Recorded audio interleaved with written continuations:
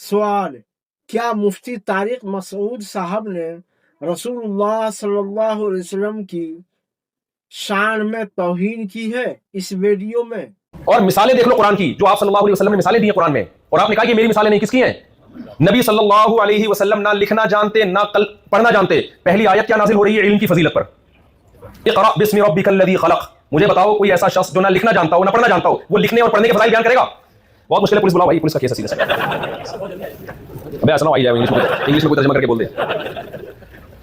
پہلی آیت کیا نازل ہو رہی ہے؟ اقرأ بسم ربک الذی خلق خلق الانسان من علق اقرأ وربک الاکرم. اللہ کی صفات بیان ہو رہی ہے کہ انسان کا رب بہت عزت والا ہے. الذی علم بالقلم. اللہ تو اتنا اکرم کیسے ہے، اتنا عزت والا کیسے ہے؟ اللہ کہتے ہیں میں اتنا عزت والا ہوں کہ میں نے انسان کو قلم کے ذریعے سکھایا ہے لکھنا. تو اللہ اپنی نعمتوں میں سب سے بڑی نعمت کس کو بیان کر رہا ہے؟ قلم کو. او بھائی، یہ وہ پیغمبر بیان کر رہے ہیں جو قلم سے لکھنا نہیں جانتے تھے. اس سے پتہ چلتا ہے بھائی یہ آپ کی تعلیم نہیں ہے، یہ اصل میں کس کی تعلیم ہے؟ اللہ کی تعلیم ہے جو محمد صلی اللہ علیہ وسلم کو بھیج رہا ہے.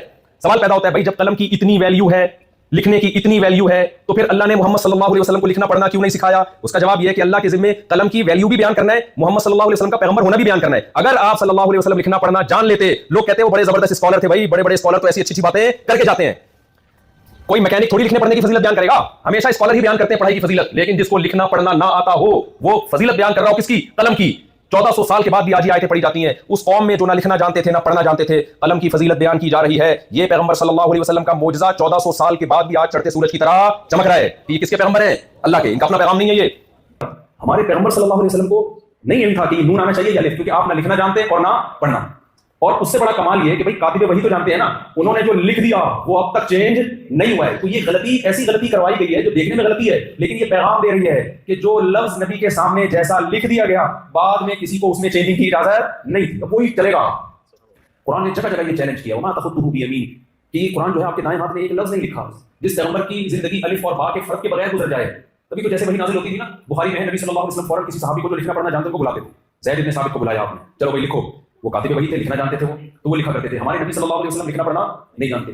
سورہ توبہ سے پہلے جو بسم اللہ نہیں ہے نا، کیوں نہیں ہے؟ لوگ کہتے ہیں اس میں جنگ ہے، جہاد ہے. نا نا نا، اصل وجہ یہ نہیں ہے. اصل وجہ یہ ہے سورہ انفال نازل ہوئی، سورہ توبہ نازل ہوئی. نبی نے کاتب وحی سے کہا کہ سورہ توبہ کو سورہ انفال کے بعد لکھو. صحابی کہتے ہیں میں کنفیوز تھا کہ یہ نئی سورت ہے، یہ سورہ انفال کا حصہ ہے، اس لیے میں نے بیچ میں بسم اللہ نہیں لکھی. سمجھ آئی بات؟ کاتب وحی کہتے ہیں میں نے بیچ میں بسم اللہ اس لیے نہیں لکھی کہ میں کنفیوز تھا کہ یہ سورہ انفال ہی ہے یا الگ نئی سورت ہے. یہ کنفیوژن جب دور ہو جائے گی تو بسم اللہ ڈال دیں گے. نبی دنیا سے چلے گئے، صحابی کنفیوز رہے، انہوں نے بسم اللہ نہیں لکھی. بعد میں سب کو ثابت ہو گیا یہ نئی سورت ہے. مجال ہے کوئی بسم اللہ بیچ میں ڈال دے، مجال ہے کوئی بسم اللہ بیچ میں ڈال دے. بھائی نبی کے دور میں جس طرح لکھا گیا اب وہ چینج کوئی ہے ایسی کتاب؟ لوگ کتاب میں لکھ دیتے ہیں ہلکی سے حضرت یہ رہ گئی تھی تو میں نے ڈال دیا. وہ ایک آدمی نا کیا کریں، چٹکلے آ رہے ہوتے ہیں، لوگ سن کے بور ہو گئے ہوتے ہیں، لیکن مجھے آ رہا ہوتا ہے چٹکلا تو میں تو پارسل کرتا ہوں. بھائی ہمارے پارسل کا خاص انتظام. بھائی بسم اللہ جہاں نہیں لکھی تو وہاں بسم اللہ ہے، تو یہ مسٹیک صحابی کی، اللہ نے اس مسٹیک کو باقی رکھا ہے. تو یہ مسٹیک صحابی کی، اللہ نے اس مسٹیک کو باقی رکھا. پتہ چل جائے کہ یہ مسٹیک کی نہیں ہے، اللہ کی طرف سے کروائی گئی ہے. یہ ثابت کرنے کے لیے کہ یہ کلام انسانوں کی جو ایڈیشن ہے، انسانوں کی طرف سے ایڈیٹنگ ہے، سوری انسانوں کی طرف سے ایڈیٹنگ سے یہ پاک کلام ہے. بسم اللہ الرحمن الرحیم والصلاۃ والسلام علی رسول اللہ. یہ ویڈیوز ان لوگوں کے لیے ہے یا طارق مسعود کے ان فالوورز کے لیے ہے کہ جو کمنٹس میں آ کر ہمیں گندی گندی گالیاں دے رہے ہیں یا ہم سے یہ سوال کر رہے ہیں کہ اس نے معافی مانگ لی تو اس نے توبہ کر لی تو رجوع کر لیا. اب ان کلپس کے بارے میں آپ کیا کہیں گے؟ مطلب میں حیران ہوں کہ وہ تو ایک کلپ وائرل ہوا تھا کہ جس پر اتنا ہنگامہ ہوا اور معاملات ہوئے. اگر پوری تقریر کو نکالا جائے تو پتہ نہیں کیا کچھ اس تقریر کے اندر سے نکلتا ہے. اور یہ ایک ویڈیو نہیں ہے، آپ دیکھیں یہ 2 مقامات کی الگ الگ ویڈیوز ہیں. دونوں مقامات پر موضوع ایک جیسا ہے اور الفاظ بھی ایک جیسے ہیں. یعنی ایک بیان ایک مجلس میں یہ نہیں ہوا، یہ الگ الگ جگہوں پر 2 بیان ہوئے ہیں، یا ہو سکتا ہے اس سے بھی آگے ہو. تو آپ اس میں دیکھنے کی مطلب حیران ہوں گے کہ کس طرح کوئی اس طرح حضور کی شان میں الفاظ استعمال کر سکتا ہے. یہ پیارے آقا کریم صلی اللہ علیہ وسلم کا جو لقب خاص ہے امی، اس کی وضاحت کوئی اس انداز سے بھی کر سکتا ہے کہ معاذ اللہ ایک عامیانہ انداز، ایک جاہلانہ انداز جس کو ہم کہہ سکتے ہیں کہ رسول اللہ کے لیے جو ہے وہ استعمال کیا جا رہا ہے. اور حیرانگی کی بات ہے کہ اپنے آپ کو مفتی بھی بندہ کہے، اتنا مشہور بھی ہو. اب کل ایک نے کہا کہ اس کے تو اتنے فالوورز ہیں اور آپ کے تو اتنے فالوور نہیں ہیں، تو اتنے لاکھ فالوورز لے کر ایسی شرمناک حرکت کرنے سے تو بہتر ہے کہ بندے کے کم فالوورز ہوں اور وہ نبی کا دفاع کرے. یہاں تو کوئی مسلک کی بات نہیں ہو رہی، صرف غیرت دلائی جا رہی ہے ان لوگوں کو کہ جو بلا وجہ اس کو بے قصور کہتے ہیں اور ایسے شخص کی بلا وجہ تائید اور حمایت کرتے ہیں.